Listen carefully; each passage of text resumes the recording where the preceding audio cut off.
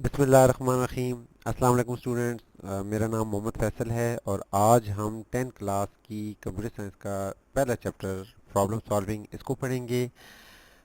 جیسے کہ اس کے نام سے ظاہر ہے کہ اس چیپٹر کے اندر ہم مختلف قسم کے پرابلمس کو سمجھیں گے اور ان کے پھر سلوشن تلاش کریں گے۔ ہماری ڈیلی لائف میں بھی مختلف قسم کے ہمیں پرابلمس کا سامنا کرنا پڑتا ہے اور پھر ان کے سلوشنس بھی ہم فائنڈ کرتے ہیں۔ تو کمپیوٹر کی فیلڈ میں ہمیں کس طرح کے پرابلمس دیکھنے کو ملیں گے اور پھر ہم ان کو حل کس طرح ان پرابلمس کو حل کریں گے، تو ان تمام چیزوں کے بارے میں آپ لوگ اس چیپٹر کے اندر ڈسکس کریں گے۔ بیسیکلی جو ہماری 10 کلاس کی کمپیوٹر سائنس ہوتی ہے اس میں زیادہ تر کوڈنگ پڑھائی جاتی ہے اور یہ 9 کلاس کی کمپیوٹر سائنس سے مختلف ہے۔ تو اگر آپ لوگ اس کوڈنگ کو اچھی طریقے سے سمجھ لیتے ہیں تو ان فیوچر آپ لوگ C plus plus, C sharp, H T M L اور ویژول بیسکس ٹائپ لینگویجز بھی آسانی سے پڑھ لیں گے۔ تو ہم اس چیپٹر کو اب سٹارٹ کرتے ہیں جی۔ ہمارا جو پہلا ٹاپک آ رہا ہے اس چیپٹر کے اندر وہ ہے جی پرابلم سالونگ۔ تو اس کی ڈیفینیشن کیا ہے؟ The process of identifying a problem and finding the best solution for it, کہ کسی بھی ایک ایسا عمل جس میں کسی پرابلم کی نشاندہی کرنا اور اس کا بہترین سولوشن تلاش کرنا، اس کو ہم پرابلم سالونگ بولتے ہیں۔ It is a skill that can develop by following a well organize approach. تو یہ ایک مہارت ہوتی ہے جس کی مدد سے آپ لوگ مختلف قسم کے مسائل کو بہت آسانی سے اور بہت جلد حل کر لیتے ہیں۔ پروگرامنگ ہوتی کیا ہے جی؟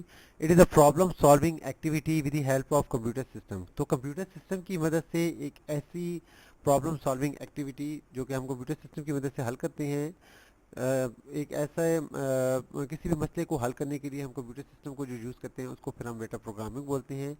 a process to prepare different instruction for computer۔ تو کمپیوٹر کے لیے جو مختلف قسم کے ہم انسٹرکشن بناتے ہیں اس کو ہم پروگرامنگ بولتے ہیں۔ اچھا، یہ انسٹرکشن بناتا کون ہے؟ تو ایسا شخص یا ایسا فرد جو کہ ان تمام انسٹرکشن کو بناتا ہے اس کو ہم پروگرامر بولتے ہیں۔ اب پروگرامر رائٹس انسٹرکشن، ایک پروگرامر جو ہوتا ہے وہ انسٹرکشنز کو رائٹ کرتا ہے and computer execute these instruction to solve a problem. تو جو کمپیوٹر ہوتا ہے وہ اس انسٹرکشن کو، ان ہدایات کو ایگزیکیوٹ کرتا ہے اور اس پرابلم کو حل کر لیتا ہے۔ تو جو پروگرامر ہوتا ہے وہ بیسیکلی ایک ایسے شخص ہوتا ہے جو کہ انسٹرکشن لکھتا ہے اور کمپیوٹر پھر اس کو ایگزیکیوٹ کر کے اس پرابلم کو حل کرتا ہے۔ اچھا جی، تو اگر ہمارے پاس کوئی پرابلم آ جاتا ہے اور اس پرابلم کو ہم حل کس طرح کریں گے، تو اس کے لیے کچھ مختلف قسم کے اسٹیپس ہیں ہمارے پاس، ان کو ابھی ہم دیکھ لیتے ہیں۔ How to solve a problem? The following steps can be followed to solve any kind of problem۔ کسی قسم کی بھی پرابلم کو حل کرنے کے لیے آپ لوگ یہ اسٹیپس فالو کریں۔ اچھا جی، اسٹیپ کون کون سے ہیں جی؟ پہلا ہے جی ہمارے پاس پرابلم آئیڈینٹیفیکیشن، کہ ہم نے کسی بھی پرابلم اگر ہمارے پاس آ جاتا ہے تو سب سے پہلے ہم اس کی نوعیت کو چیک کریں گے کہ وہ پرابلم ہے کیا۔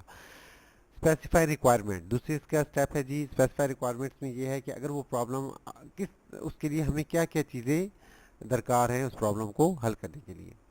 انالائز دا پرابلم، اس پرابلم کی پھر ہم نے نشاندہی کرنی ہے، اس کا تجزیہ نکالنا ہے۔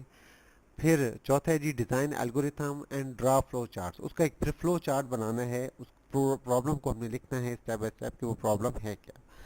رائٹ دا پرابلمس، اس کی پھر ہم نے کوڈنگ کرنی ہے۔ کوڈنگ میں یہ ہوتا ہے کہ اس پرابلم کو ہم لکھتے ہیں آگے جی، پھر اس کو ہم نے کوڈنگ کرنے کے بعد اس کی پھر اس کو ٹیسٹ کرنا ہے اور پھر اس کو ڈیبگ کروانا ہے اور پھر ہم اس پروگرام کو امپلیمنٹ کریں گے، لاگو کریں گے،